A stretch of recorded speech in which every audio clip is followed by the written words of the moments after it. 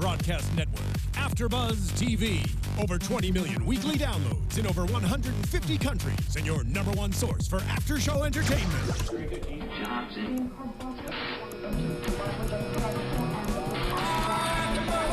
AfterBuzz TV, the destination for TV superfans. Producing after shows for over 300 of your favorite TV shows, interviewing celebrities and showrunners, and bringing you behind-the-scenes exclusives. All thanks to E! Entertainment's Maria Menounos, producer Kevin Undergaro, and internet leader Akamai. Now, let the buzz begin! Hello, AfterBuzzers. Welcome to an all-new edition of Spotlight On for creators and showrunners here at AfterBuzz TV. I'm your host, Sam Davidson. I have an awesome guest here with me. He is the writer, creator, producer of so many shows I love. He's worked on Secret Circle, Witches of East End, just finished up Second Chance on Fox, and he also just worked on Damien. And he has a lot of interesting things coming up. This is Richard Hatem, you guys. Hello, how are you? I'm a big fan, and just so all of you guys know, Richard is also a teacher, and I took his class last quarter at UCLA called The Anatomy of a Pilot. It's a very coveted class since he's a very, very busy man, and he had so many amazing stories and insight into the industry, so I wanted to share it with all of you guys here. Let's talk about how this all started, Richard. One of my favorite stories from you in class was about your first spec script.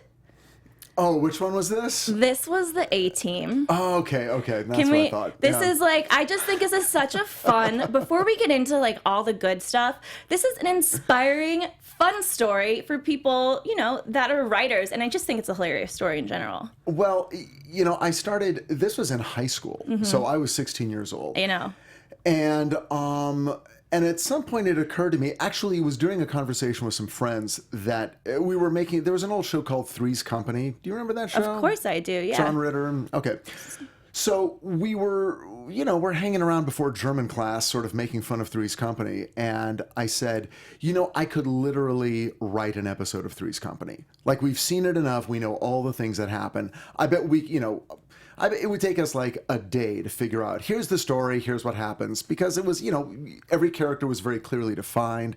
The kinds of stories they did were, you know, pretty traditional half-hour, you know, farce comedy stories.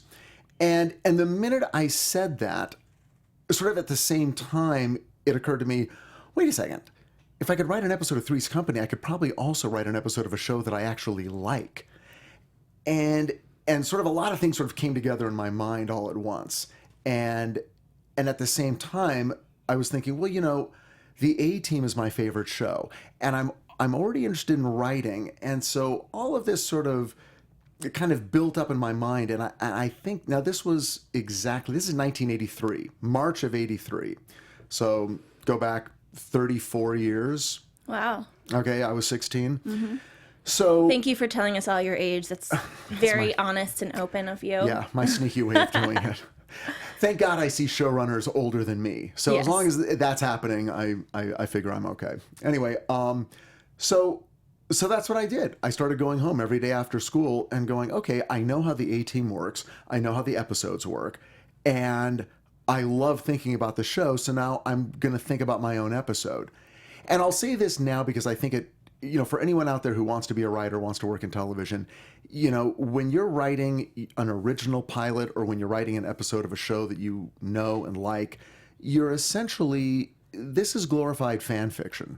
That's all it is. And that's what I was doing back before it was called fan fiction, back before that existed.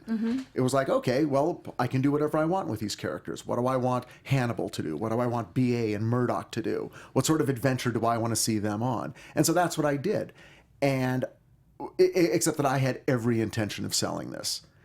And so to sort of paraphrase the story and not tell the longest version in the history of all of our lives, I managed to get the script.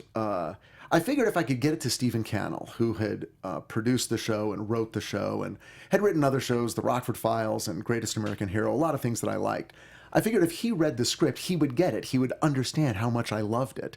And he would immediately go, "You're brilliant. quit high school and come work for television, which was, my dream. So, Well, how did you get in that room exactly with him? well, what I did was I knew an actor who was doing singing telegrams. Yeah, you did something kind of illegal. It was a little bit. It was borderline. Borderline. Look, the statute of limitations, I'm sure, has run out. Yeah. And this was a guy, he would dress up like Groucho Marx or, Humphrey Bogart, and he'd go to parties. And you would hire these guys. Again, this is the 80s. This was a thing you did.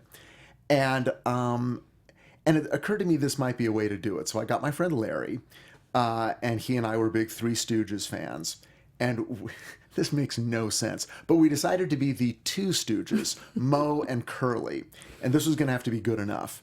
And I literally called Stephen J. Cannell's secretary and said, hey, so this is Eastern Onion Singing Telegram Company, and we've got an anonymous singing telegram for Stephen Cannell, and we're wondering when would be a good time to send these guys over. And his secretary was like, oh, he would love that. Let's see, let me check his schedule. How about Thursday at 3 o'clock? And I'm thinking, let's see, my last period lets out at 2:20, and I've got my mom's car on Thursday. Yeah, that should work out just fine. I just have to get down to Hollywood. Okay, perfect.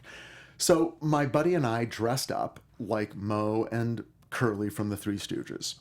And we drove down to Stephen J. Cannell Productions, which was a big building on Hollywood Boulevard at the corner of La Brea. And there we were, and I had my script with me. So we went up the elevators, walk into this hallway, beautifully decorated, totally silent. All you can hear is the air conditioner. And the secretary looks at us and goes, oh, you must be the guys. Come on in. And so we go and we sit down and we're just sitting there in the silence. And then I'm like, what the hell am I doing? Wait a second. Is this illegal? I mean, I think it's okay. I'm just going to wait until I see the biggest producer of television in 1983 and hand him a script. That's okay, right? So this was my plan. So there we sat, and pretty soon she said, okay, come on up. He's ready. So she leads us over to these big oak doors, and she pushes the doors open, and we step into this beautifully appointed office with Emmys all over the place. And no one's in the room. So we look at each other, and she's like, oh, this way, and leads us through that room through another set of double doors. We go through those. An even bigger room, but no one's in that room either.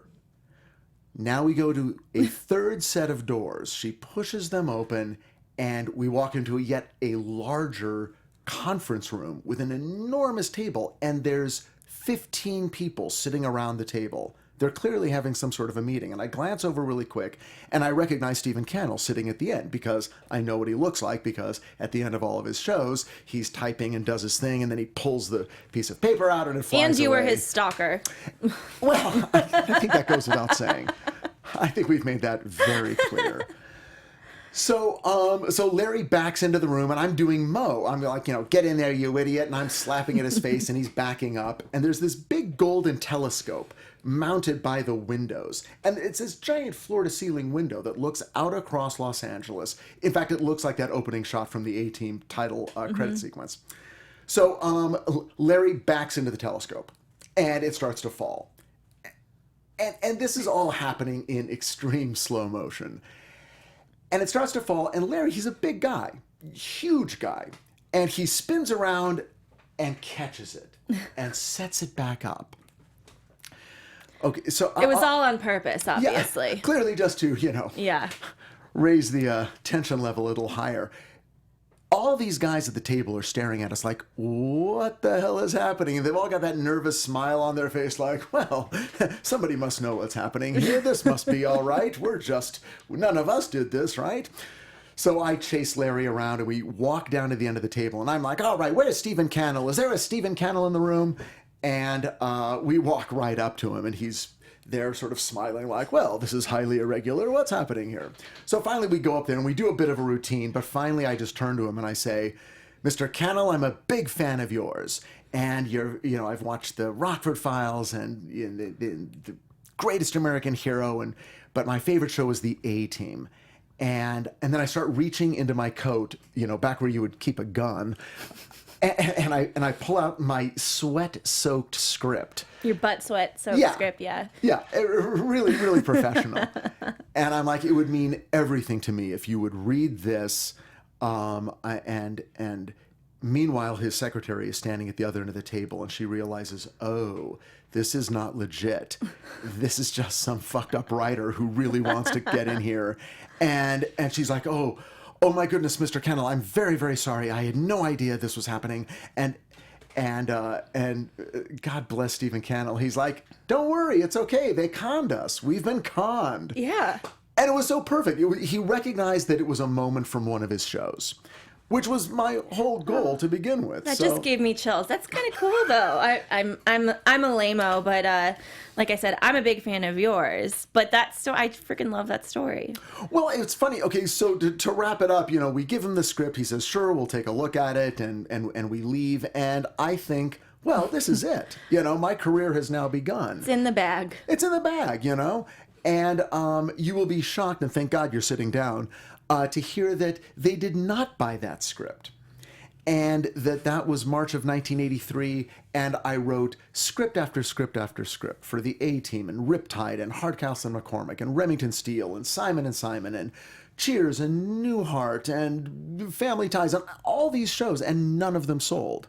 And I didn't sell anything until March of 1993. So it took 10 years of just writing like crazy, everything, feature scripts, all kinds of things.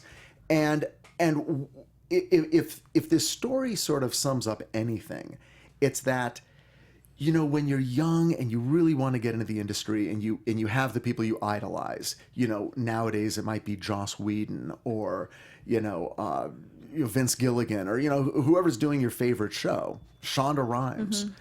And you really do think that's the person I got to get to. If I can just get to that person, then they'll see me and the connection will be made. And 30 years later, 35 years later, I can tell you that's never the way it works.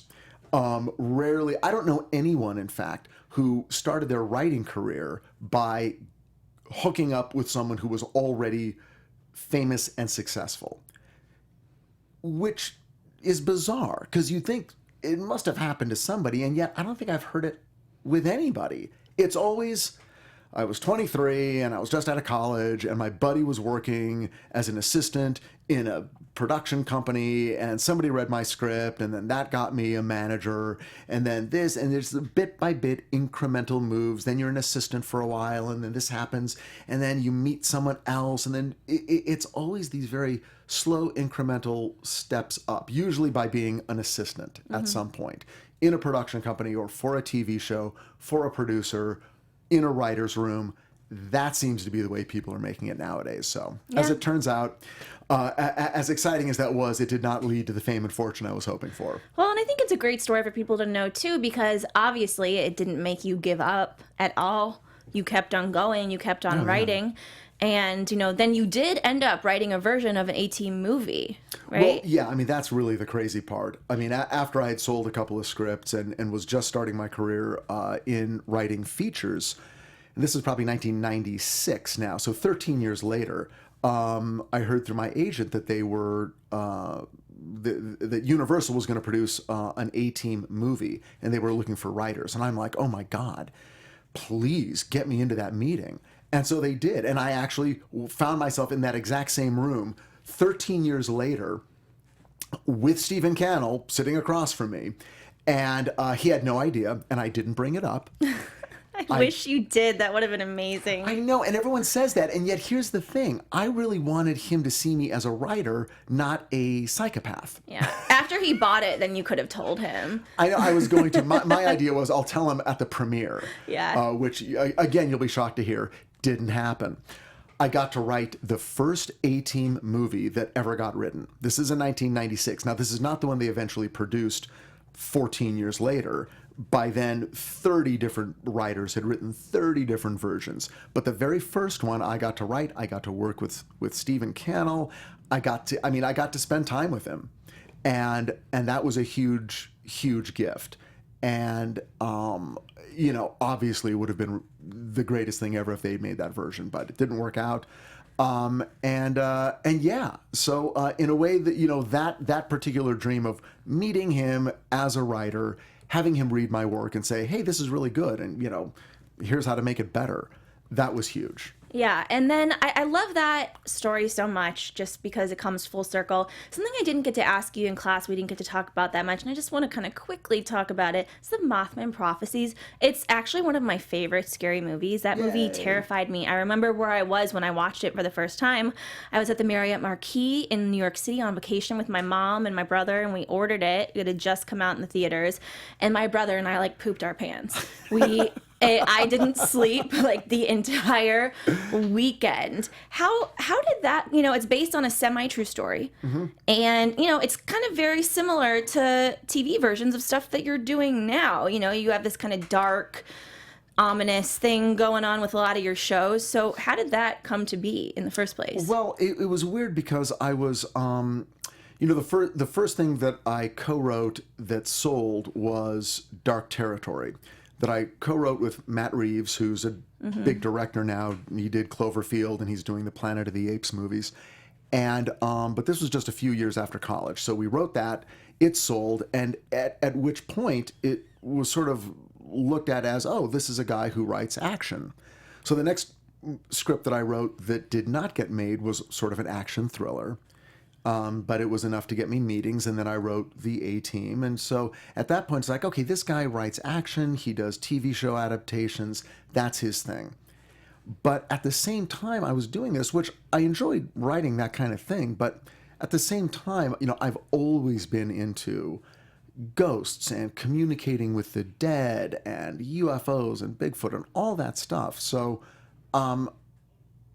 that was sort of on my mind for some reason. I had been reading, even at that time, a lot of books, and I sort of felt like, is there a way to tell a story of someone who has a supernatural event, an encounter, some sort of supernatural experience, but it leaves them with, more questions than answers? Because in real life, if you read those books, people who have abduction experiences, people who live in houses that are haunted, these things never then turn into, oh, the ghost is telling me that there's a body buried somewhere, and we end up solving a crime together. Yeah. And then the ghost goes off, and we sort of spiritually shake hands, and it all was for thanks, a reason. dude. Bye. Yeah, exactly. It's is there a way to tell a story that really just sort of gets into that feeling of, I had a normal life, something weird started to happen, I tried to figure it out, tried to make sense of it, and all I learned is the world is a much stranger place than I thought. Mm-hmm. And is there a way to tell a story like that would still be somewhat satisfying? And it was tough because when, I found the book, contacted the author, wrote him a check, optioned the book, developed a screenplay, then tried to sell it. All that happened in the course of 9 months. Mm-hmm. When I tried to sell the script, which is very, very similar, almost exactly the movie, it was tough because people looked at it and they were like, well, I don't get it. When does he fight the Mothman? When does it become that? And I'm so glad that never happened. That's part of what made it so creepy. Yeah, and it could have so easily become that. It could have been, through other writers who rewrote it, it could have been that. But ultimately, when the movie was made, the director, Mark Pellington, he read 12 different versions by a million different writers, and then literally went back to my first draft and just went, whatever this one was, that's the movie I want to make. And that was the draft that I sold. And then it changed very little after that. So what you're seeing in the movie is literally 5% off of my first draft. So the problem people had with it, though, again, trying to sell it to the big studios, was I just don't get it. Mm-hmm. Is it a horror movie? Is it a drama? There's no monster, but it's supposed to be scary. There's no real ghost. It's not exactly a haunting. What the hell is it? So they all passed. And it was a few months down the line, after literally everybody in town had passed, that the people at Lakeshore Entertainment read it and said, oh, we totally get this. This is about, this is about sort of reaching through that veil and wondering what it is you're touching. And they loved it. They kind of loved it just the way it was. And it was their idea to bring in Mark Pellington, and it was their idea to bring in Richard Gere.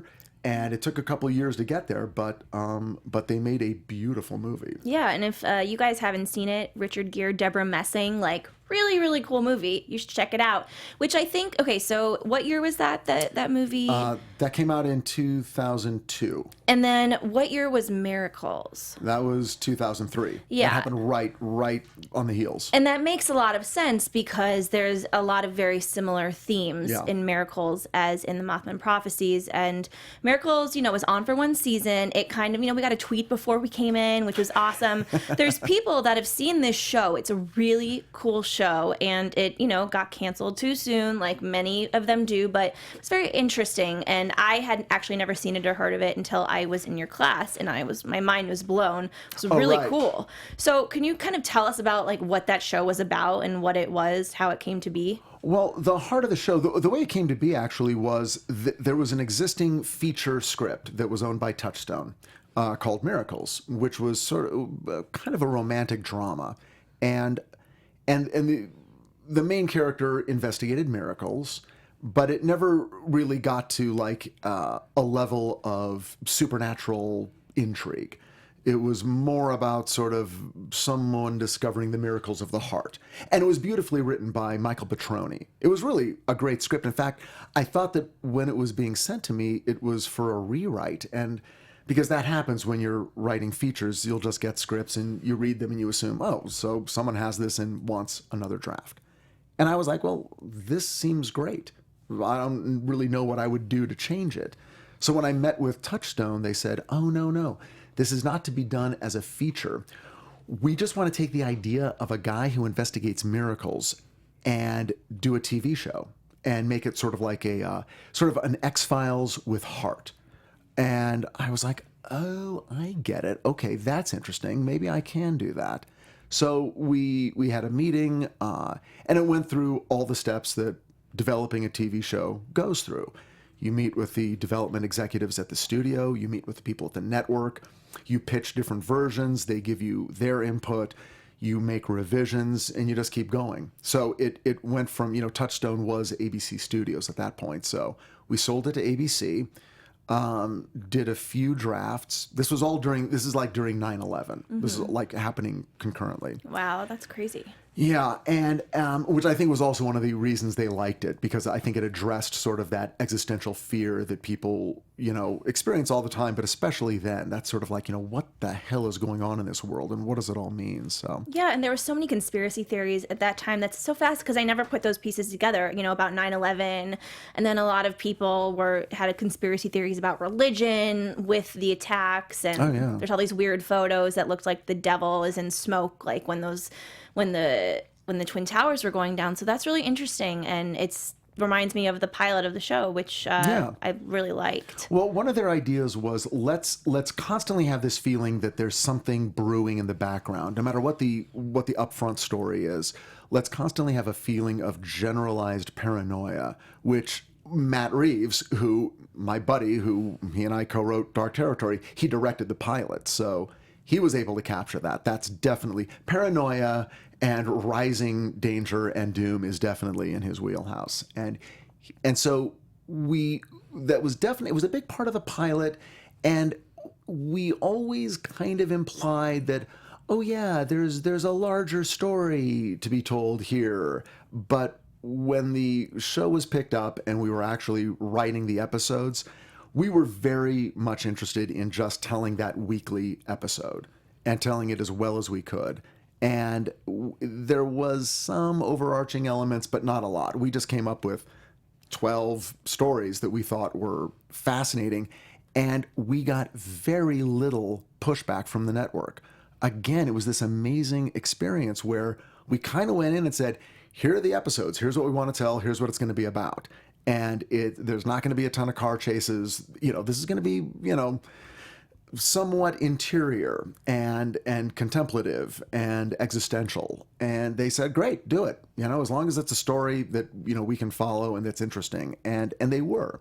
I thought. Yeah. And so we did it. And so it was a great experience in that it was my first, and I was able to create a show and produce it and write it in a way that meant something to me, and that I can stand back at and say, oh, I'm really proud of that. It never got to a point of, well, yeah, the pilot was good, and then it kind of went off the rails, and it was interfered with, and then it turned into something else. So I consider that one, a stroke of luck. Yeah, and now, how many episodes did it end up being? 13. Pilot plus 12. Plus 12, and so, people, the only place you can really find is box sets on Amazon kind of thing, right?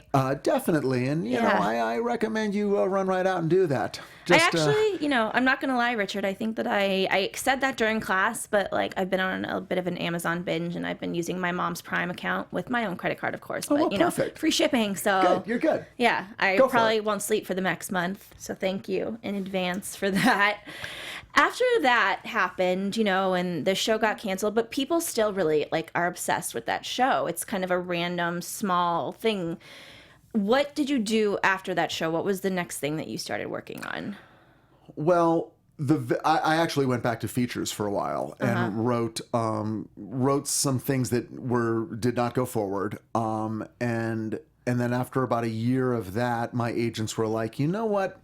TV has a short memory, and people did like Miracles, but if you stay out of the TV game too long, it's going to be harder and harder to get back in. So I think this was a full year later. They said, why don't you just go out there, pitch something new, or just, staff up. Just, get out there, work. You haven't really done a lot of TV. You've done mostly features.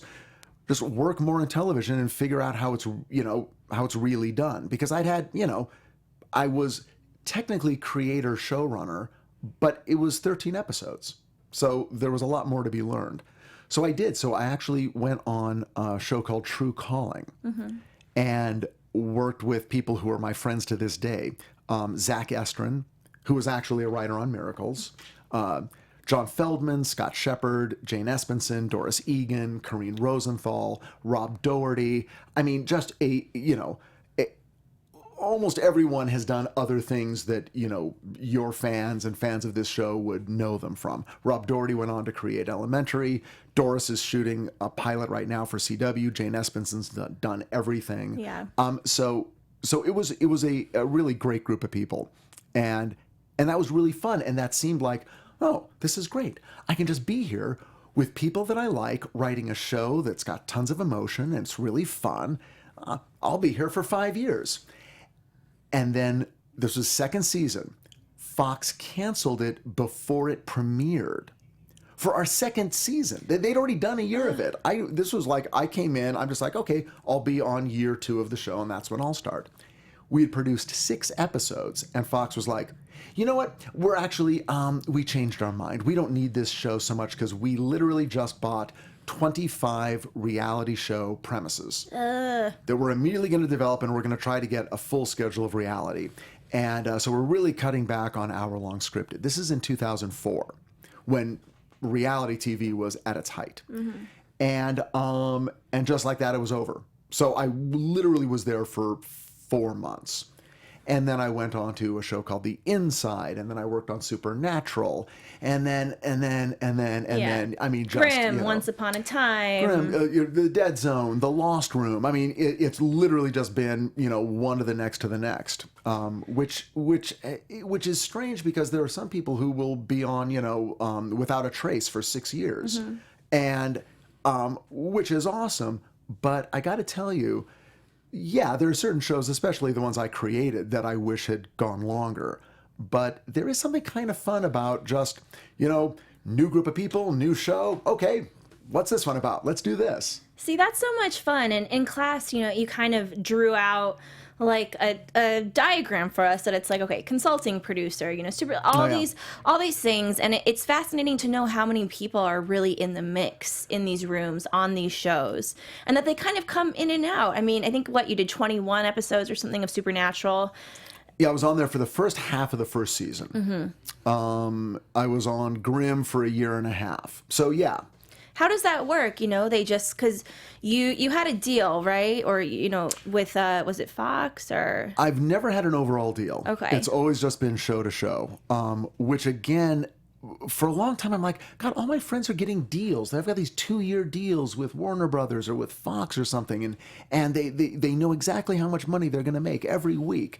And there was a long time where I was like, God, I wish I could get one of those. And then I started talking to them about it. And then I learned that there's a downside, of course, to everything. And the downside to having a deal is when you've got that deal, you're always working, especially now. Maybe 10, 12 years ago, that wasn't the case. But now, if you have an overall deal and you're working on a show, the minute you're not working on that show, they put you on another show. Mm-hmm. And sometimes you have some input, but sometimes they're just like, no, we really need someone over on that show. Yeah. And often you're walking into a room where people are sort of like, and why are you here? Or you might be working on a show that you really aren't that into. But you're sort of a utility player being placed wherever they need you. And again, that can be great, but it can also get a little wearing. So yeah. I've had the advantage of being able to pretty much pick and choose the shows that I've worked on. And in the meantime, write pilots that sometimes get shot and sometimes get picked up and sometimes don't. Well, can we talk about Heavenly? Oh, please. So, guys, this is a pilot that was it before the CW? Was it the WB at the time? No, it was a CW. It was a CW. Yeah. This was 2011. This wasn't that long ago. wasn't that long ago, and it got picked up. It was supposed to get picked up. It was supposed to get picked up. It was shot as a pilot, but it was not picked up to series. Right. It was the same year as Secret Circle. Exactly. And The Ringer, which, Right. was a big part of it. It was a really, really fun show about, an angel that kind of falls from heaven to be, have a real life as a human and fall in love and that kind of stuff. I know. It was pretty gooey. I friggin' loved it. I love gooey. I love gooey too. That's my stuff. And it was funny. Because aside from the genre element, I mean, this show was not Dominion. Mm-hmm. This literally was a guy. It's more like, the bishop's wife. It's more like, it's a guy who's never been a human being. He's always been an angel, and he is allowed the opportunity to manifest in the body of a human being and experience life as a human being because he is in love with this woman whose life he has saved. And he gets to learn how to be human. And what I loved about it, I had just come off working on The Gates, which was a difficult show. And you created that show, yeah, right? I was co-creator of that show. And the show came out great. There are a lot of fans, and the show deserves every fan it's got. But producing that show was extremely difficult. And I had just finished up. It had been, God, it feels like it had been more than a year. I guess it had been from the time we wrote the pilot, which was a year before. But anyway, it was exhausting. And I didn't want to do anything. I wanted to curl up in a room and cry for 3 months. That was my plan. And then my friend, who was also a producer named Ross Feynman, came. Did he come to the class and talk to you guys, or was that maybe that was the previous year? I don't think he did, I don't think Ross came to that. I know the name, just from the name. Well, he came up and he said, "All right, I've talked to Tom Sherman at CW, and they want a spiritual procedural." And I'm like, what does that mean? He's like, exactly. We got to figure it out. Meet me at Moe's for breakfast, and we'll figure it out. I'm like, oh my God. And Ross and I have this deal where, we just meet over a series of breakfasts and come up with ideas for shows and then go try to sell them. We've done it several times. And he's now producing. Well, he's one of the producers on Damien, and he's also producing a new show that will be on Amazon. Pretty soon. Cool. I really want to tell you all about it, but it's not my show, so I don't think I can. But anyway, it's a cool show. Anyway, we sat down and over the course of a few breakfasts came up with this idea. But what appealed to me the most about it was it's not about the smartest guy in the room. It's about the dumbest guy in the room. Okay, because so many shows, Elementary and Blacklist and all these, Scorpion, there's all these shows about people that are ridiculously smart. They're like borderline geniuses. And that's incredibly difficult to write every week. It really is very difficult. because you have to be the genius. And then you've got to come up with a problem that requires a genius. So now you've got to have bad guys that are also pretty smart. And they've got to be smart enough so that it looks like your heroes are super, super smart when they outsmart them. So it's just smart on top of smart on top of smart on top of smart. And it can, that can, for a guy like me, be difficult. I understand. I don't think I could do it either. Yeah, but when it's a show about a guy who's he's sort of existed spiritually for thousands of years, and he thinks he knows what he's doing, but he doesn't understand how people work. And that to me is very interesting, because that's what you and I try to figure out every day. Mm-hmm. What's going on with my husband, wife, boyfriend, boss, brother, parent, child, whatever? What are they doing? And how do I work within this situation to make things come out right? And the other nice thing was that, again, I made it clear up front, this guy's going to get it wrong. He's not going to be the angel who walks into a room and goes, oh, I know what to do. I'm going to do a little of my, angel magic, and this is going to work out just fine. He tries to do that, and it ends up making things a million times worse. So this was about a person who has never eaten food, who's never gotten drunk, who's never kissed a girl, who's never done all those great things that when you look back to when you're young, you're like, oh my God, that was such an amazing feeling when the world was new and every experience was the first time, and therefore it felt a million times better and a million times worse. Let me write about that character. And so we did. And so you saw the pilot. Mm-hmm. So what'd you think? I was a big fan. I liked it a lot. And, and I think that year, though, was a pretty good year for TV. And, and that's part of probably the reason why it didn't end up getting on. If this would have been, a year or two later when TV kind of was like on and off year, not as much good new stuff coming out, it probably would have gone through, and it deserved to go through. And well, I can tell you specifically, CW has gone through various phases of development. For those of you who don't know, every network, every year, has a list of things that they are looking for. These are the, it's like, well, a year from now, what should we have on our network? Should it be do we need more medical dramas? Do we need more cop shows? Do we want to move in a more genre direction? Do we need something that'll work well with our existing hits? So Grey's Anatomy's doing well. What could follow Grey's Anatomy? Oh, Scandal, How to Get Away with Murder. This is the way they're thinking. And for a long time, CW was thinking, we've got these sort of youth-oriented shows like 90210 that are serialized. And then they had Vampire Diaries, which was genre, but also heavily serialized. And they were like, well, we really need to nail the procedural. We need our version of a cop show or a lawyer show or even a doctor show. And then they had Heart of Dixie for a while. Mm-hmm. And now they've got iZombie. Yeah, iZombie is their kind of like procedural. Yeah. Yeah. And very much in that, again, a very, a charming, fun tone. So this is what they were looking for. But right now, iZombie is sort of an outlier on the network. And what it's known for is the stuff that's a bit more heavily tilted toward genre, either in the supernatural realm or in the comic book realm. Yeah. So that's where they're going. Less and less are they looking for a cop show, even if it's young, good-looking cops. They're not really looking for lawyer shows, because it's like, well, we've got our cop show, except the cops are superheroes. Mm-hmm. And, lawyer shows, unless we can figure out a way to, have that live in the landscape that we've created, we're not sure if we need it. Right. So that's where they are as of now, I think. And, it ended up kind of being that The Ringer had to take the place of Heavenly. Well, yeah. Yeah, and that's why it didn't go forward, because, Sarah Michelle, it was supposed to be at CBS, I think. Right. Right? And then it ended up moving, and they had to move things around. And it was a sad story in class. I was like, damn, that sucks. And we can't even see this pilot anywhere else, in the fact that you brought it in and showed it to us.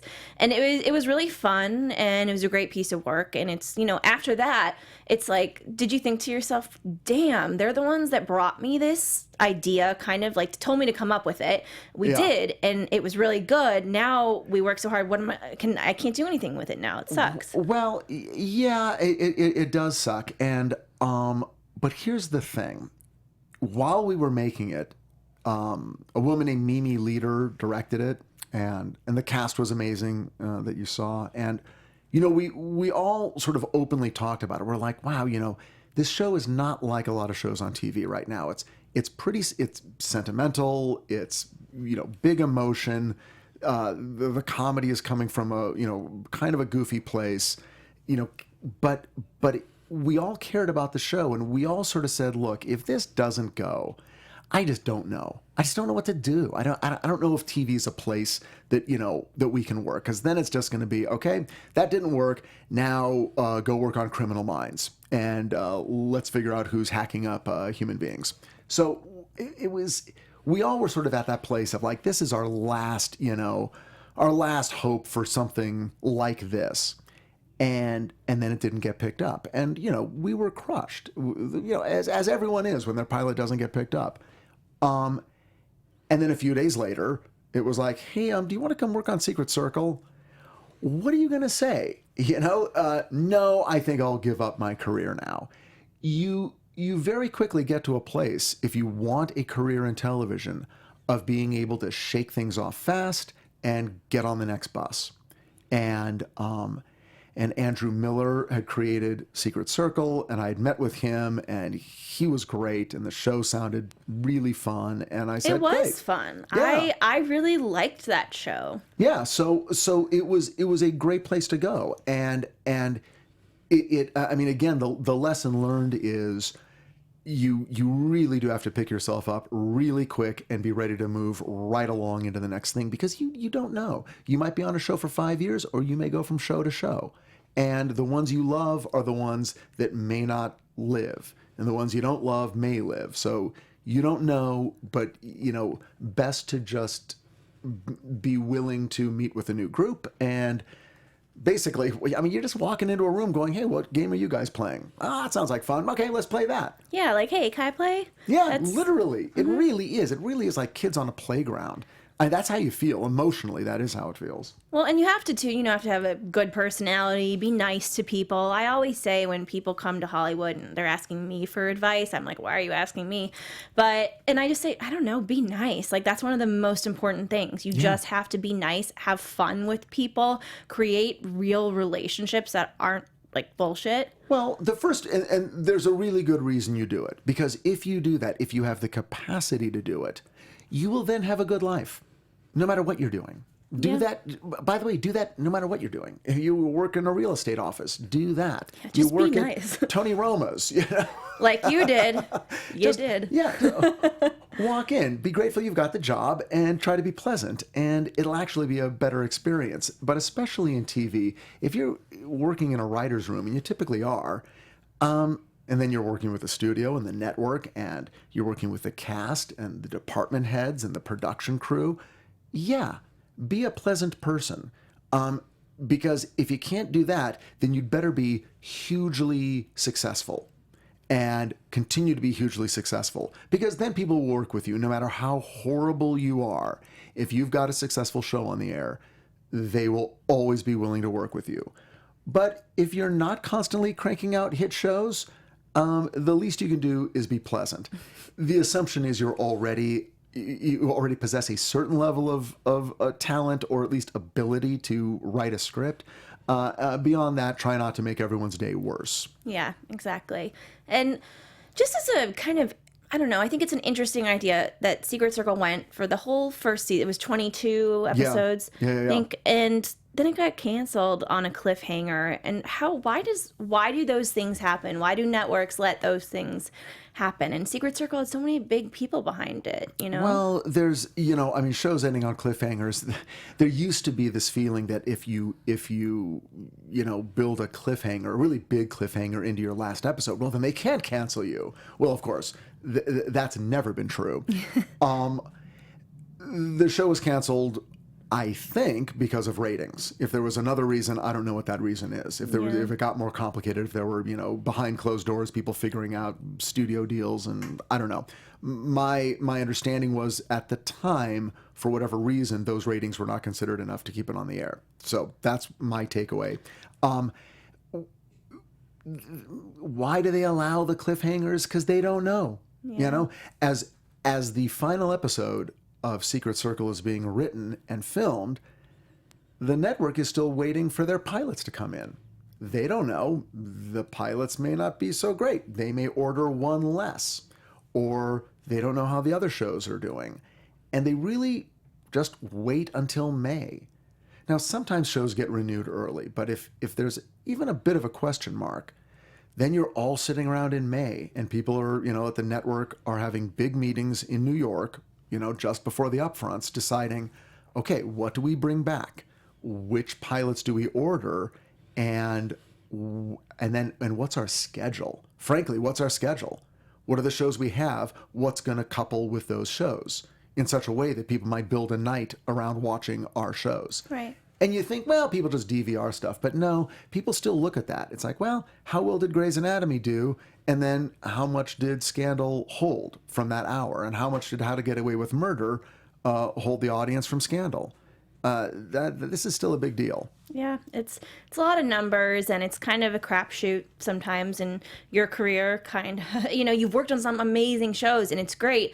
But now you have three shows. Well, Second Chance, did that just finish? Second Chance will conclude its first season next Friday night. This coming Friday night it's the last episode, the 11th episode. Sure. So that's great. It's almost over on TV, and it's been a fun ride. I know. It changed a lot from beginning to end, and that's what networks do. Yeah, Second Chance was a great example of network participation. They participated in that show heavily.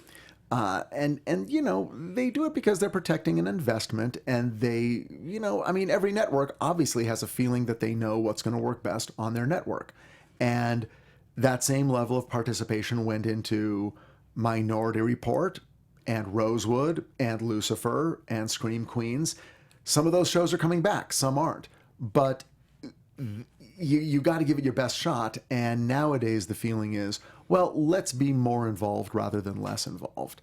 And so they were. And I will say, to his credit, Rand Ravitch, who created the show, was extremely adept at sort of protecting the internal landscape of the show and saying, look, you can change a detail here. Okay, you want to change a storyline or have the show work in this direction and be more procedural and less serialized. Whatever you want, that's fine. I still know who these characters are and what their relationships are. And ultimately, that's all anyone's going to be tuning in for. You want an exciting story, but really you want to see those people interacting with each other. And he did a masterful job of protecting that through thick and thin. And the people who are the fans of the show, that's what they talk about. Those are the things they love. Oh my God, what's going on with Mary and Otto? What's going on with Jimmy Pritchard? And, and of course, who's going to finally kiss? So I was hoping for Jimmy and Otto, but that didn't happen. It didn't happen. No. Well, we also have Damien, which is super exciting. How many, is it 3 weeks it's been on? 3 episodes? 2 episodes? Tonight will be the third episode. Yeah, tonight will be the third episode. It's on A&E. Yeah. It's really good. How is it being received right now? It's being received really well. In fact, I think it's the only show that I'm aware of that I've worked on where when the second episode premiered, reviewers sort of came back around and said, oh, we like this even better than the first one. It's sort of like, typically you expect the pilot to be the best episode and then the rest of the series, even if it's 500 episodes, to sort of go down from there with a couple of spikes. But no, they were like, oh, second episode, even better than the first one. And then third one is tonight, and we'll go.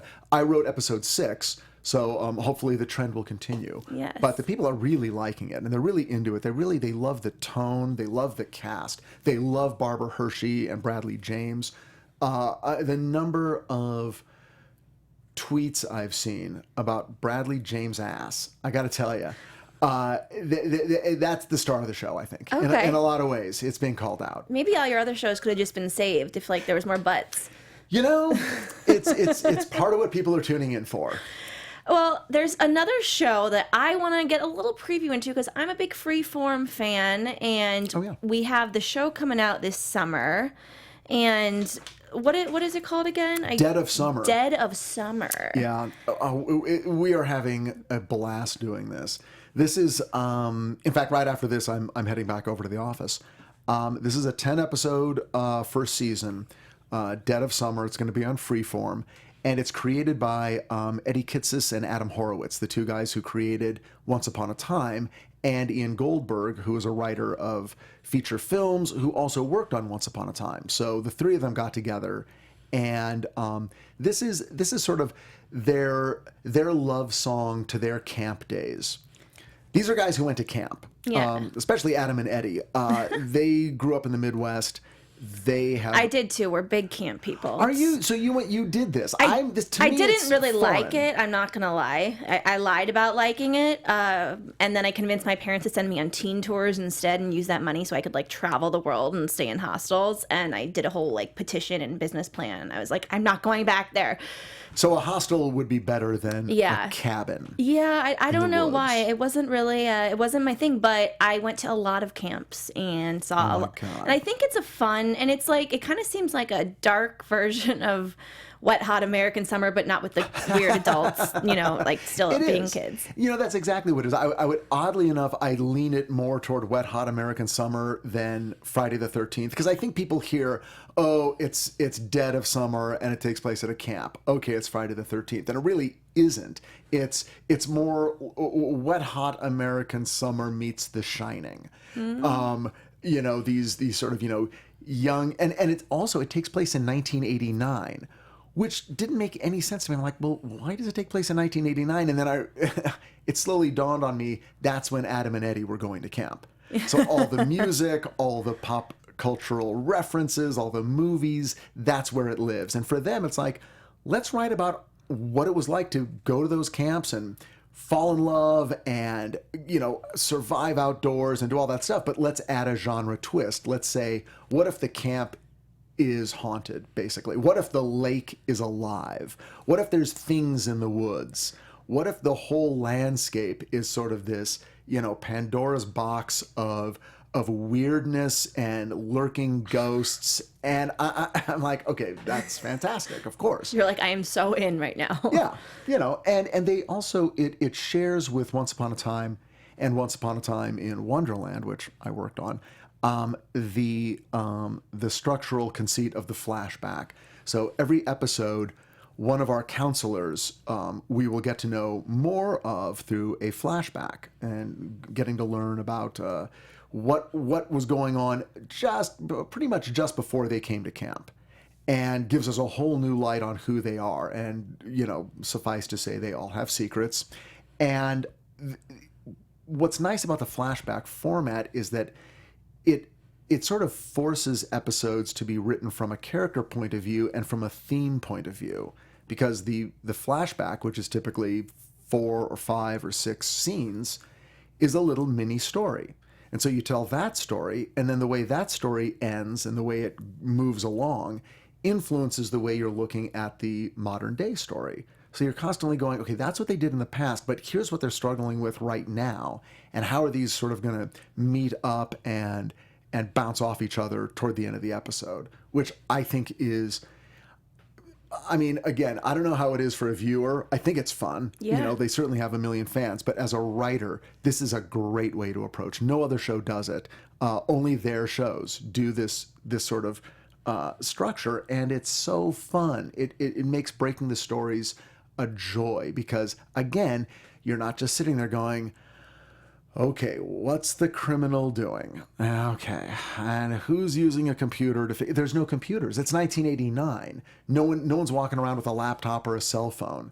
In fact, that's the hardest thing about writing the show is getting out of the habit of going, oh, well, they just call up, and oh wait, no, they don't just call up.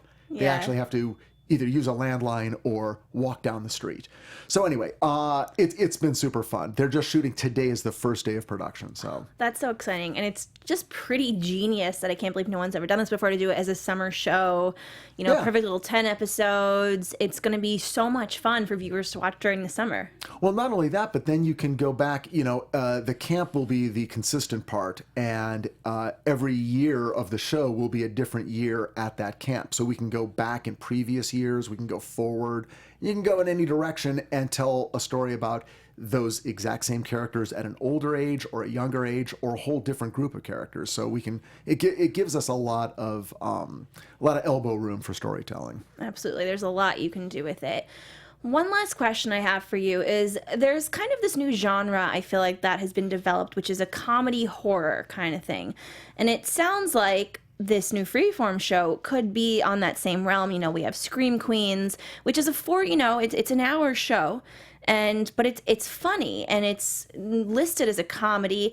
And as a writer, and for other writers that are out there watching, you know, how do you kind of categorize what you're going to do? Because everyone says, are you a comedy writer? Are you a drama writer? You kind of have to pick, but it seems that they're being meshed together in some things. They are meshed together, and the fact of the matter is that, you know, if you're doing a half-hour show, it's like... The opposite genre is the salt on the caramel. Mm-hmm. In other words, if you're doing, you remember when Modern Family started? Yeah. Incredibly funny show that always did a little sentimental thing at the end, especially in its first maybe 1 or 2 seasons, a kind of a sentimental thematic wrap up that made you cry. Mm-hmm. And that was the salt. It's like, oh, you know, we get both. And for me, the best hour-long dramas are the ones that have comedy in them too. And they're not just, you know, down the middle melodrama or just, you know, flat out thriller that never crack a smile. You want those things. You want that other thing to give you, it immediately makes the show feel more real. And it also, you kind of cover your bases. And there's a real value to this. I mean, I could talk about this forever, but suffice to say that anytime you're doing an hour-long drama, the more comedy you can bring in, the better off you are. If you're stating up front, oh, we're a comedy drama, that's actually troublesome. Mm-hmm. If you state up front, oh, we're a comedy horror show, that's also a problem. You have to be Ryan Murphy to basically get away with it. Well, yeah, or to be given the opportunity to do it in the first place, mm-hmm. because then you're sort of like, when you say both, it sounds like it's 50-50. And then people start saying, well, but what is it? Is it one of those things has to be 51? And one of those things has to be 49. So which is it? At the end of the day, should I be laughing or should I be scared? The number of successful comedy horror movies, you can count on one hand. Mostly you can count on one finger, and you can call that finger An American Werewolf in London, and that's about it. Okay, and then if you're me, you add in Abbott and Costello Meet Frankenstein, and maybe... maybe Ghostbusters, which was never really scary unless you're 8 years old, but otherwise it's, that's pretty much relying on Would you comedy. consider Scream just a full-on horror? Well, the difference there is Scream was working in the world of satire, and I think Scream Queens might be in that world too. I haven't seen it, so I don't want to... I can't really talk about it, but it feels like it's a bit more campy, a bit more tongue-in-cheek. Is that right? Very, very much so. And, there's also Scream, the TV show that's on MTV. Right. That is in that same vein. Yeah, and you can do that, but it's weird. It's like the comedy... When I was a teenager, we provided the comedy. We would go see Friday the 13th, and we understood, we would laugh. Yeah. Not because we didn't think it was scary. We would laugh because we did think it was scary, but we also thought it was somewhat absurd, especially when the angle you're approaching your horror from is, psychopathic murderers. Again, correct me if I'm wrong, but on Scream Queens, there's no vampires, there's no werewolves, there's no supernatural element. It's just, it's blood. It's like, oh my God, anyone could get killed at any moment. Okay, I think a typical reaction toward that is, okay, let's laugh. And the best horror directors build in laughs to relieve tension. But again, if that's your stated goal, that is such a narrow target to hit that you've really got to hit it, and you've got to hit it every time. So, again, having not seen the show, I don't know if they're hitting it. Sounds like you've seen it. Yes, I've seen it. It's gotten picked up for a second season. I'm a fan, and I'm also a fan of like the Scream series that's on MTV. Right. And they're both. It's funny, when things come out in the same year, because that the networks aren't planning it together. It all just like Damien and Lucifer. Right. It's like, it's weird theme of the devil this year. Okay, cool.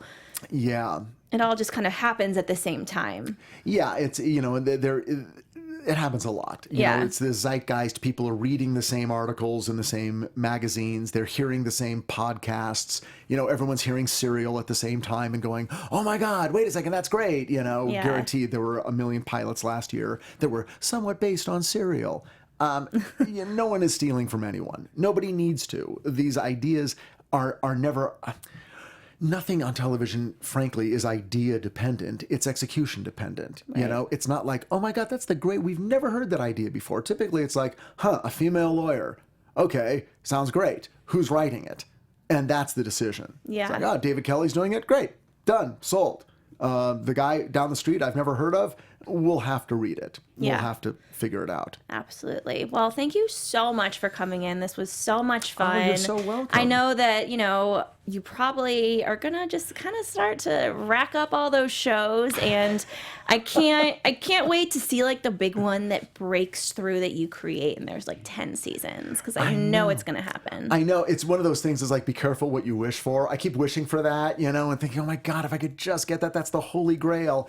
And then, like once a year I'll have dinner with Rob Doherty, and he's like, yeah, 22 more episodes of Elementary. I just have to be unbelievably, brilliantly genius 22 more times. Oh my God, I think I'm going to go out of my mind. So I see that there's a downside, but still, wouldn't be bad. Yeah, it would not be bad at all. For all the fans out there, where can they find you on social media so they can follow you and all your crazy, amazing shenanigans? I will tell you, you can find me on Facebook, but I'm not there a ton. I'm on Twitter a lot. And so look for me there. And I'm at Richard Hatem, right? Hatem, yes. Hatem.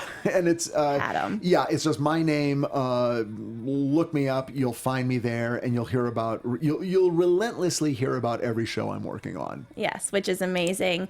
You guys can find me, Sam Davidson, at SamD43 on Twitter and Instagram, SamDavidsonEntertainment.com. Please comment. Let us know what you thought about this interview. And I cannot wait to see what's going on, Richard. Thank you so much for having me here. Of course. Thanks, guys. See you next time. From executive producers Maria Menounos, Kevin Undergaro, Phil Svitek, and the entire AfterBuzz TV staff, we would like to thank you for listening to the AfterBuzz TV network. To watch or listen to other after shows and post comments or questions, be sure to visit AfterBuzzTV.com. I'm Sir Richard Wentworth, and this has been a presentation of AfterBuzz TV. Buzz you later. The views expressed herein are those of the hosts only and do not necessarily reflect the views of AfterBuzz TV or its owners or principals.